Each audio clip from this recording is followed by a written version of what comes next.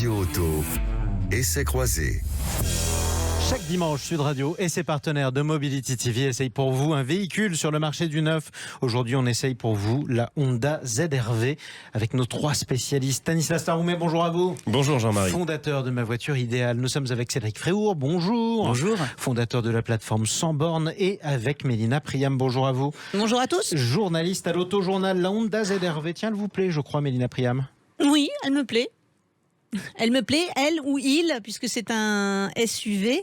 Alors, c'est un nouveau SUV d'Honda qui vient, pour ceux qui connaissent un petit peu la gamme du constructeur, se positionner entre le HR-V et le CR-V, mais sachant que, en fait, en termes de gabarit, ce ZR-V est très très proche de l'actuel CR-V qui va être renouvelé, qui va énormément grandir. Donc, pour ceux qui connaissent moins bien Honda, c'est un SUV compact, comparable à nos Peugeot 3008 ou Renault Austral, Volkswagen Tiguan pour aller donc c'est voilà. un véhicule d'un certain gabarit. D'un certain gabarit familial qui a été c'est assez rare parce que Honda est peu présent en Europe, mais c'est un véhicule que le constructeur a voulu pour le marché européen. Pour répondre à nos besoins. Donc c'est une voiture qui fait 4,57 m et qui est conçue sur la base technique de la Honda Civic. D'accord. Voilà, avec la chaîne cinématique de cette voiture. Donc une hybridation simple, ce qu'on appelle auto-rechargeable, donc pas besoin de le brancher sur une borne, 284 chevaux. Et moi, c'est un véhicule qui est plutôt agréable. On espère une fiabilité à la hauteur de Honda. Donc une bonne réputation. Après, Cédric va être un peu déçu parce que comme souvent chez les Honda, moi j'aime beaucoup. Non mais j'aime l'ambiance, mais c'est une voiture qui à l'ancienne.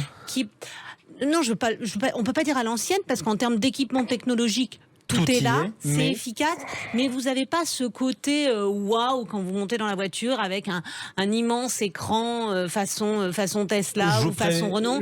Vous avez encore des commandes physiques avec des boutons à l'ancienne là sur lesquels il faut appuyer.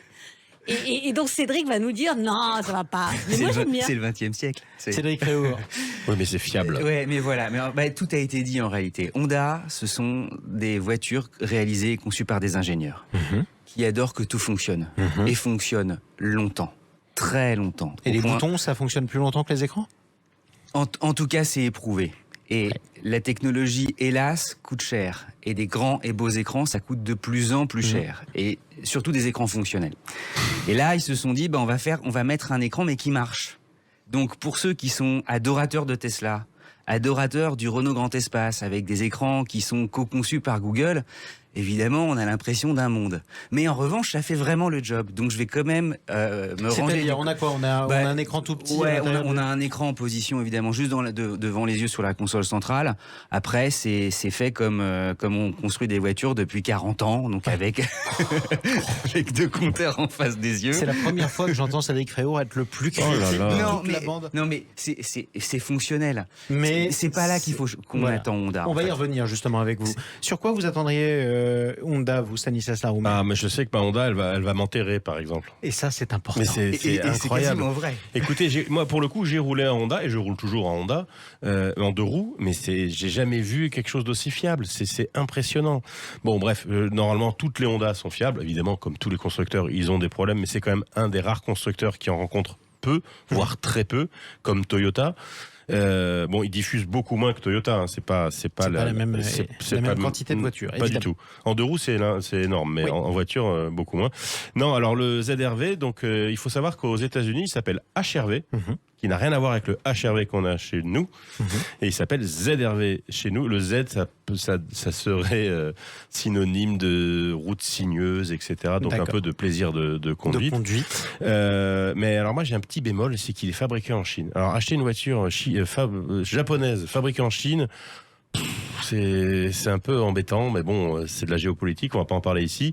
Pour la simple et bonne raison, c'est que Honda va fabriquer tous ses modèles électrifiés en Chine, puisque ce sera à terme le plus gros marché mondial, qui est déjà le plus gros marché mondial global, mais théoriquement de la voiture Sachant électrique. que, attention aussi, parce que les prix vont bouger d'ici quelques mois en France, dans la mesure où les aides aux voitures électriques vont changer. C'est ce qu'avait annoncé le président de la République. Et Oui, notamment bien en sûr. provenance de Chine. Et notamment en provenance de Chine. Peut-être Cédric. quelques éléments de contextualisation. Les Japonais ont fait leur succès en justement distribuant leurs voitures dans le monde entier, et notamment en Chine, qui est un marché incontournable où il y a des millions et des millions de consommateurs. Ils étaient très bien positionnés en Chine, mais les Chinois ont réussi à justement faire aujourd'hui des voitures de grande qualité. Et les premiers à en souffrir, ce sont les Japonais, qui sur le marché chinois voient des ventes baisser. Et eux se disent, le mieux c'est quand même de produire là-bas pour essayer de montrer aux Chinois qu'on existe et ne pas perdre nos parts de marché. Pour revenir aux ZR-V, il y a un truc qu'on n'a pas dit. J'adore le design. Mais la calandre, c'est une sacrée calandre. C'est-à-dire mais c'est quasiment, on pourrait voir un Maserati grec calé. C'est vrai, il y a un petit côté Maserati. Non, mais il y a un petit côté Maserati. Ce qui est rare chez Honda. Et c'est génial. Et c'est vraiment c'est le nouveau design d'Honda. On est sur des lignes très haut de gamme, plus douces, moins anguleuses que précédemment. C'est une raison d'achat à elle seule. Ah oui. Vous achetez votre voiture pour la calandre? Ah oui. Non, mais le design, c'est la première raison d'achat pour une voiture. Tout le monde achète sa voiture pour le design, pour le quand design, même. mais pas pour la calandre forcément. Mais pour le design. Jean-Marie, allez la voir. Non, mais c'est important. Regardez-la dans le blanc des yeux et vous verrez. Question pour Mélina Priam. Pourquoi Honda, qui est une marque dont on entend dire très peu de mal en général dans le milieu des spécialistes, est pourtant moins représentée en Europe que dans d'autres continents? Je pense que c'est un choix du constructeur qui n'a pas investi le marché européen comme il a investi le marché asiatique, sur lequel il y a moins de distributeurs, et le marché américain. Honda est quand même un constructeur très présent aux États-Unis et en Asie.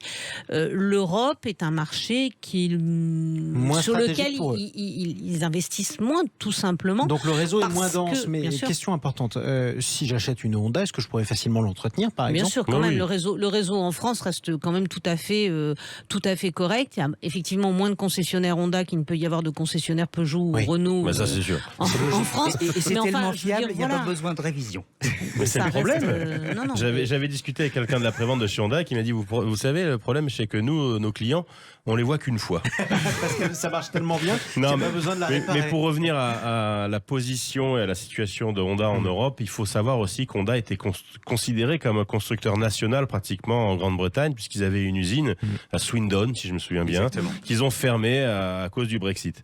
Et donc, donc les Anglais n'ont plus d'Honda, donc les Anglais maintenant se délaissent même Honda. Les Anglais n'ont plus de constructeurs nationaux tout court d'ailleurs, mais bon, ça c'est si, ils ont Morgan. Mais donc la marque se repositionne en Europe avec maintenant que des versions haut de gamme en gros. Alors je parle pas des modèles mais des finitions haut de gamme, il n'y a plus d'entrée de gamme. Ils nous ont expliqué qu'en gros dans le mix ça représentait entre 5 et 10% du mix des ventes d'un modèle, et donc il n'y a plus que deux finitions. Par exemple sur les ZR-V il y a Sport et Advance. Alors ça commence à 47 450 €. C'est vrai que c'est cher, mais si on le compare par exemple à un Renault Austral lui aussi hybride, c'est à peu près le même prix avec un équipement excessivement fourni.